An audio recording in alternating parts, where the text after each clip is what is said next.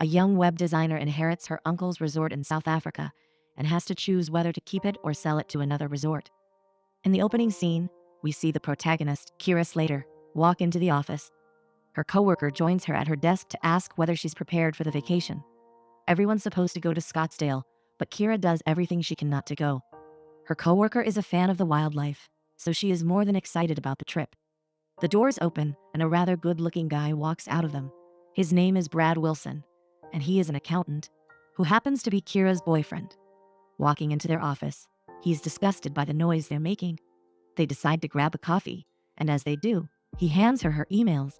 Surprised to see an email from her deceased uncle's resort in South Africa, she opens to read it only to find out that he's been looking for her because he has something to give her. Thinking that the idea is crazy, Brad tells her that she's not going to South Africa, and she agrees.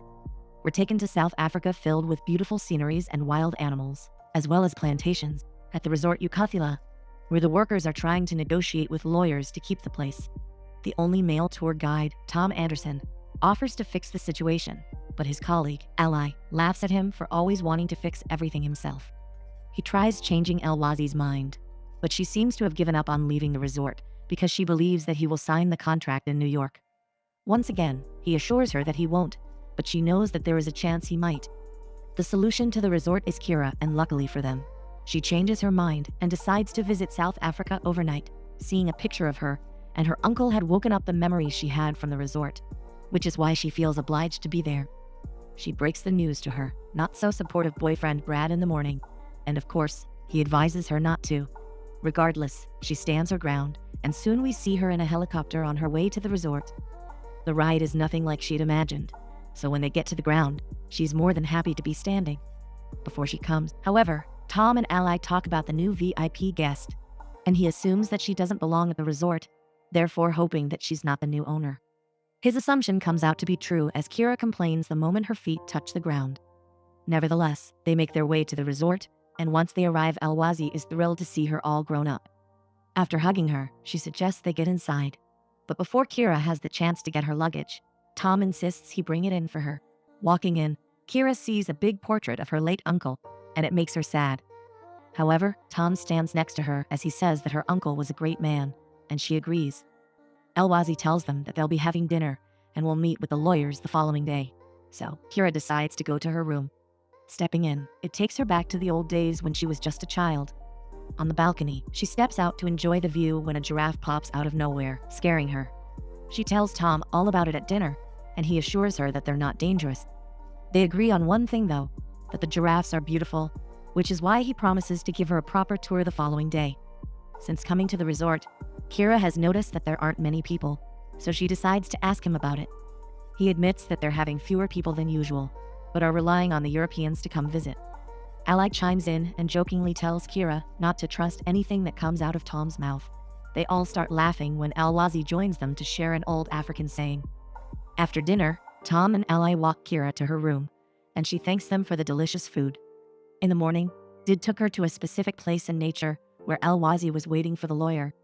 Amazed by the wildlife and the view, she lets her know that it might be the most beautiful meeting she's ever had. After meeting the lawyer, they sit down to discuss business. There are a few things her uncle has left for people who were important to him, but the lawyer suggests they clear the elephant in the room. Given that she's his closest living relative, the lawyer reveals that her uncle had left her the resort. Silence falls on the table as everyone is shocked by his decision. Kira's eyes widen as she realizes the responsibility her uncle has left her. Regardless, Ollie raises her glass and a toast in Kira's name. Shortly, Kira starts panicking as she walks around the pond trying to come up with a solution. The lawyer understands her concern, which is why he gives her the papers of a potential buyer if she thinks about selling the resort. She looks at the papers and Tom asks who the potential buyers are. The lawyer lets her know that they're a serious company and everything goes smoothly until he reveals that the buyer is Artie Warrington. Tom loses it, claiming that she can't sell the resort to someone who is an original and keeps stealing ideas from everybody. He assures her that there must be other buyers, but what's best in his eyes is for her to keep the resort. Kira knows that she can't afford to keep the resort as she reveals that she rents the place where she lives. Returning to the resort, Ally and Tom try to come up with a plan to keep the resort away from Warrington. Ally is surprised that Tom cares about the resort given that he hasn't declined the offer from New York. Rolling his eyes reminds her that he'll never leave the resort because he's passionate about his job. It will take some convincing, which is why he plans to use his charm to get Ally to fall in love with the resort. Not taking him seriously, Ally laughs in his face before telling him that he has no charm. Still shocked by the events, Kira decides to Skype Brad and hear his opinion about the resort. Surprised to hear that she's inherited such a big estate, he immediately suggests she sells it just to get rid of it. Given Tom's reaction and his words about Warrington, Kira is not sure what to do just yet, so he offers to look over the contract and help her with the decision. The next day, we see Tom working on one of the safaris when Ally comes to remind him that he doesn't know how to fix the car. All she does is hit it once before the car starts working, proving that she's right. Kira comes out of her room, wishing them a good morning when Ally comes up with a great idea. Asking whether she's hungry, she lets her know that Tom had planned a lunch for them at the most beautiful site of the resort. He's slow to pick up what she's putting down, but as Kira heads to her room to get ready, she advises him to be charming. Soon enough, they get into the safari and make their way to the Rock Lodge. Walking out of the car, Kira can't help but say wow at the beautiful sight in front of her. Wasting no time, Tom suggests they talk about her selling the resort. Interested in what he said to say, she listens to him only for him to try to convince her not to sell it. He assures her that he and Ally will be taking care of the resort, but she lets him know that many things need to be taken care of. Given that she doesn't have the funds for every aspect of the resort, she admits that there's no way for her to keep the resort. Still, he goes on, but she asks him to take her back, already annoyed. They get into the safari, and as he tries to start the car, he realizes that it won't start. Staying calm, he tries to call for backup on his walkie-talkie, but there seems to be no signal. Having no other choice, he tells Kira that they'll have to wait until somebody notices that they're gone. To kill time, she asks what they're going to do, and once he suggests they play a game of I Spy, she decides to go back to where they were sitting. Sometime later, Kira takes out her cookies and lets Tom know that she's not giving him any. Laughing, he promises not to take any cookies as he asks about her profession. Despite liking her job, Kira reveals that she still hasn't found her passion like he has. He agrees that he is passionate about his job, and even admits that he might be too passionate sometimes. Intrigued by his passion, she asks about his start at the resort. He reveals that he studied zoology, which is what had led him to the resort. He starts mentioning some of the animals he's worked with, and as he mentions elephants, Kira stops him to let him know that elephants are her favorite animals. He promises to take her, however. He asks for the cookies in return. A couple of hours go by before Elwazi notices that Tom and Kira are not at the resort, so she calls up Ally, who promises to check up on them. After waiting for some more, they start talking about Kira's uncle. The sun slowly goes down as they comment on him being a good man when Ally comes up behind them. They head to the car, but Kira asks them to watch the sunset with her. In the afternoon, Tom drives Kira to Warrington Resort, where she is supposed to meet him, surprised by the luxury. She can't help but comment on how big everything is. Tom assures her that Warrington is all about luxury and warns her about his way before she exits the car. Walking in, she finds it a bit over the top as they sit down in the pool with tables. Warrington wastes no time as he begins talking about his offer. Knowing how important the resort had been for her uncle, Kira lets him know that she wants to sell it to someone eligible to continue the legacy. Being super nice, he assures her that all the animals and plants will be kept without any changes. Kira is happy with his answers and believes that he's genuine, despite Tom warning her. Finishing the meeting, Kira tells Tom all about it, and he is surprised by Warrington's unusual behavior, which is why he decides to give her a detour of the local community. They go to a village he hasn't taken her to yet, and Kira is blown by the culture shock. He explains that the locals get finances mainly by working at the resort and by taking care of animals and plants. Not only is it a great opportunity, they have a sense of pride in protecting their own. In the distance, a group singing can be heard, so naturally Kira asks where the singing is coming from. They soon come across a school choir that inspires Kira to make a website about the resort. She tells Brad all about it the following morning, but he seems to be interested in her selling the place rather than trying to revive it. She understands that she can't run a resort, but promises him that the place is beautiful. Hearing her name being called out, she hangs up on him, and they get on their way. Standing far enough to see the elephants, Kira can't help but admire the beauty of them. She asks for Kimba, a baby elephant she had fed once, and is proud to find out that she's leaving the matriarchy. He begins talking about the animals and wildlife in general with such passion that she decides to record him. Their tour of the wildlife doesn't end as an elderly couple invites them to see some lions together, an opportunity that can't be turned down. Soon enough, we see all of them on a safari as they come across African wild dogs. Impressed by their unusual look, the tourists take some pictures before moving on to the lions. As they get to them, Kira begins to feel scared given that they're unprotected. However, Ally assures her that they only hunt at night and asks everyone to sit still. Coming back from the lions, Tom doesn't stop as he continues explaining the wildlife to the elderly couple. Calling him a walking Wikipedia, the girls can't help but laugh at his expense. Through conversation, they come across Tom's offer from New York. Despite what happens to the resort, Ally doesn't plan on leaving the place, and it confuses Kira how she can be away from her boyfriend. However, she is relieved to find out that Tom is Ally's stepbrother. In the evening, as Kira is remaking the website, Tom decides to join her. Curious, he asks to see the new website, but given that it's still a work in progress, Kara asks him not to judge yet. Regardless, she shows him where the information about the resort will be as well as the options for booking. What impresses him most is the idea to set up cameras around the resort so tourists can browse and look at the animals they're interested in. Before she goes back to work, she wishes him a good night. Later on, she decides to visit El-Wazi. They keep up with a great service, but Kira doesn't want them to be giving her the princess treatment. El-Wazi assures her that they want to give her the best treatment, just like they would to any tourist. Feeling the liberty to talk about anything with her, Kira confides in El-Wazi that she can't keep the resort as she feels like she would lose it if she tried to. However, El-Wazi doesn't let her doubt herself as she shares the story about becoming a maid instead of a singer like she always wanted to. However, she is grateful as she wouldn't have had her children and grandchildren if it weren't for the universe playing with her wishes. Her advice means a lot to Kira, and she makes sure to make it known. The following morning, as Kira is catching up with Ally, she receives a picture of her best friend wishing her a happy birthday. Ally accidentally catches a glimpse of it, so she asks whether it's her birthday. Kira reveals that her birthday is in 2 days, so Ally suggests they celebrate it at the resort. Rushing to get them, Tom asks them to come with him quickly. They drive up to a spot where they see Kimba and her child.